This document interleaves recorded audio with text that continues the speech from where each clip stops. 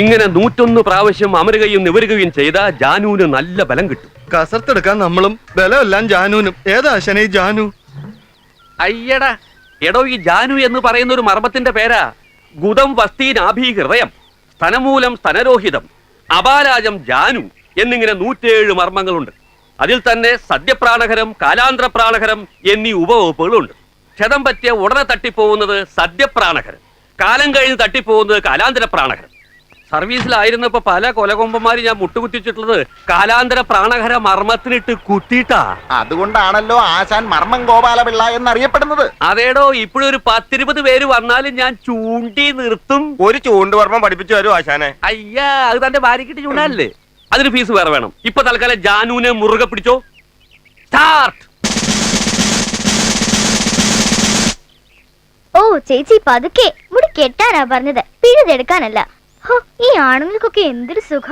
ചീപ്പെടുത്ത് 2 പിടി കഴിഞ്ഞു. ഇപ്പം മുടി പിന്നി കിട്ടുന്ന ആണുങ്ങളും ഉണ്ടടി. പങ്കെന്നാ പറയുന്നേ. ഓ പതുക്കെ. കണ്ടില്ലേ, ഒട്ടും ശരിയായില്ല. നീ എന്താടി സൗന്ദര്യ മത്സരത്തിന് പോവാണോ? ഒന്ന് പോ ചേച്ചി.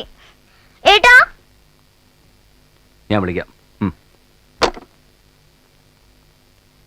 എന്താ ഇവിടെ പ്രശ്നം? കണ്ടില്ലേ ഏട്ടാ, മുടി കെട്ടി വെച്ചിരിക്കുന്നത്. നന്നായില്ലേട്ടാ? നന്നായില്ല. കുട്ടന്റെ മുഖത്തിന് യോജിക്കുന്ന ഇരട്ടപ്പിരിയ. അല്ലെങ്കിലേ അവൾക്കൊരു പിരി ഇളകിയതാ. ഏട്ടൻ ഇനി ഇരട്ടപ്പിരിയുടെ ആക്കിയാലോ?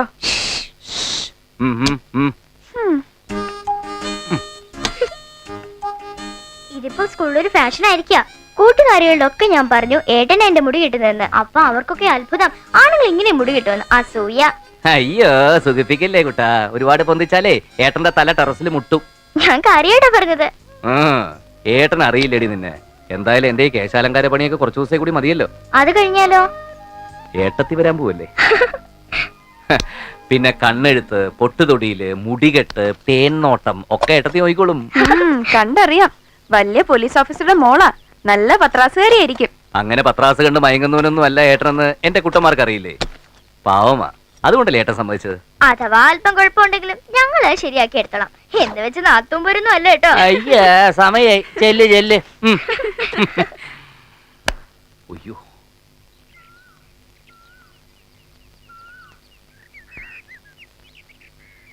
വാ.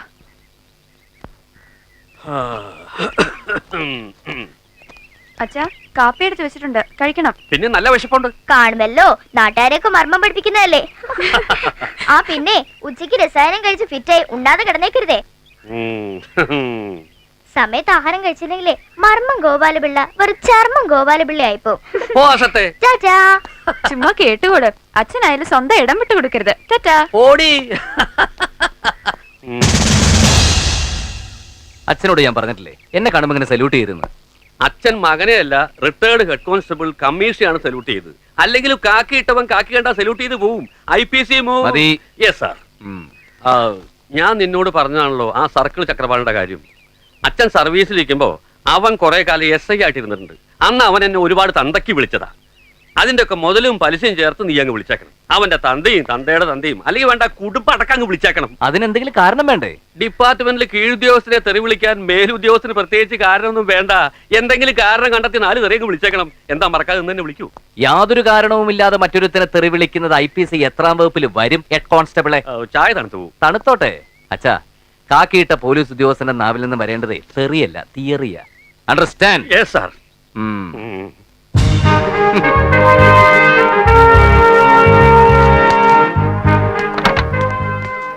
സൽപ്പേര് വന്നില്ലടോ. സൽപ്പേരിയേട്ടൻ തയ്യാറായിക്കൊണ്ടിരിക്കുക. അയാൾ എന്നും ലേറ്റ് ആണല്ലോ.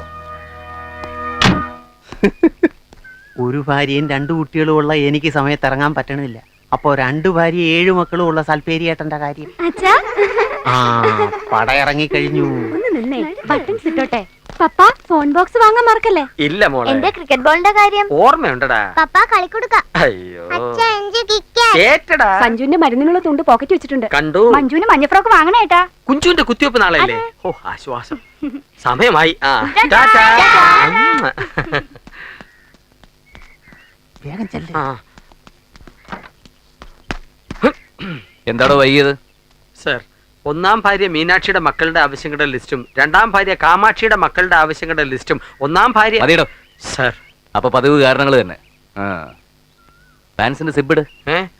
Sorry sir. Thank you sir.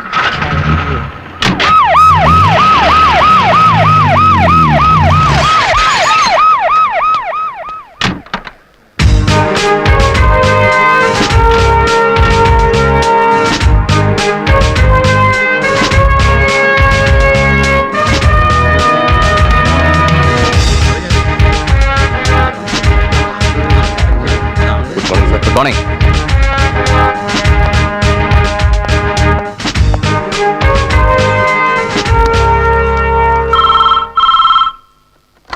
Hello, commissioner here. ആ DGP ആണ്. Sir please. ആ ചൈതന്യ നഗറിൽ നിന്ന് 1-2 പേര് വിളിച്ചിരുന്നു. ഒരു പ്രശ്നമുണ്ട്. അറിയാം സർ. 2 ദിവസം മുമ്പ് എനിക്കൊരു കോൾ ഉണ്ടായിരുന്നു.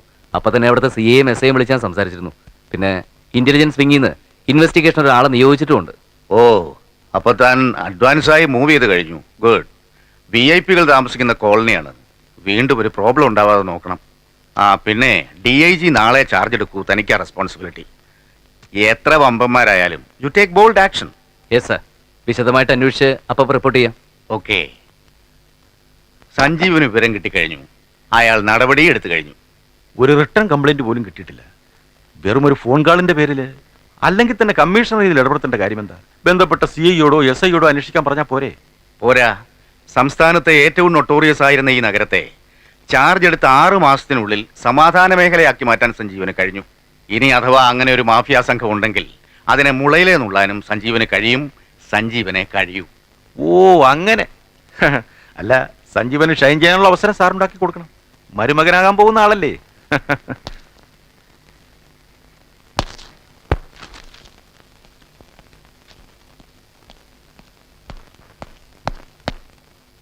സാർ, ആ പെൺകുട്ടി ഇനി എത്തിയിട്ടില്ല. തനിക്ക് എപ്പോഴും പെൺകുട്ടികളുടെ ഓർമ്മയുള്ളൂ. പാടുന്ന പെൺകുട്ടിയുടെ കാര്യമാ. അവളെ കസ്റ്റഡിയിൽ എടുക്കാൻ രാമകൃഷ്ണൻ പോയിട്ടുണ്ട്. ഓക്കെ, വേറെ വകുപ്പുകളുണ്ടല്ലോ. അതെന്തായി? അത് ദാമോദരന്റെ ചാർജിലുള്ള കേസാ. അവനും അന്വേഷണത്തിന് പോയിരിക്കുക. അറേഞ്ച്മെന്റ്സ് ഒക്കെ റെഡി ആവുമ്പോൾ അറിയിച്ചാൽ മതി. സാർ, എന്റെ കോൺസ്റ്റബിൾ ഭാര്യ കാമാക്ഷിയുടെ അനിയത്തി ഒരു വിശാലാക്ഷി ഉണ്ട്. സംഗീത കോളേജിൽ പഠിക്കുക. നന്നായിട്ട് പാടും. നമുക്ക് അവളെ കൂടി ഒന്ന് സൈരിപ്പിച്ചൂടെ സാറ്? തന്റെ ഭാര്യയുടെ അനിയത്തിയല്ലേ? അതെ സാർ. അത് വേണ്ട. അയ്യോ, അതെന്താ സാർ? തനിക്കിപ്പൊ തന്നെ 2 ഭാര്യമാരില്ലേ? ഇനി എണ്ണം കൂട്ടണ്ട. Yes sir.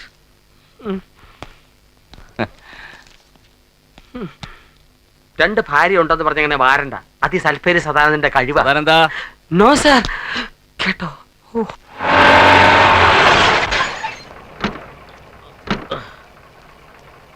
ഭാഗവതി മാമ ഒന്ന് വേഗം വാ.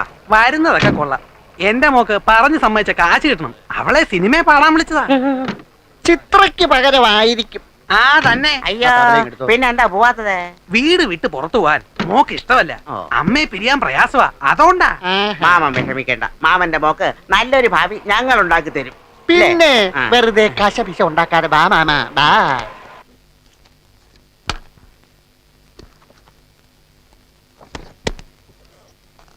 DGPയുടെ മോളെ ഇന്നെന്റെ കുട്ടന്മാര് പറഞ്ഞത് കേട്ടില്ലേ? നാത്തും വലിയ പത്രാസുകാരിയായിരിക്കും. ആണോ? വലക്കല്ലേ മോളെ. ഏയ്, നല്ലവളാ. മോന്ത കണ്ടറിയില്ലേ?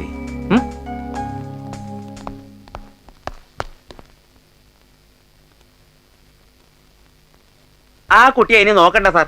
അവൾ ഗർഭിണിയാണ്. ഗർഭിണിയോ? സാറിന് വിഷമം ഉണ്ടാകുമെന്നറിയാം.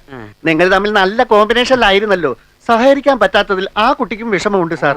സാറിനോട് മാപ്പ് പറഞ്ഞതായി പറയാൻ പറഞ്ഞു. ഏത് കുട്ടിയുടെ കാര്യമാണ് നിങ്ങൾ ഈ പറയുന്നത്? നമുക്ക് സ്ഥിരമായി പാടാൻ വരുന്ന മല്ലിക. ഓ, മല്ലിക.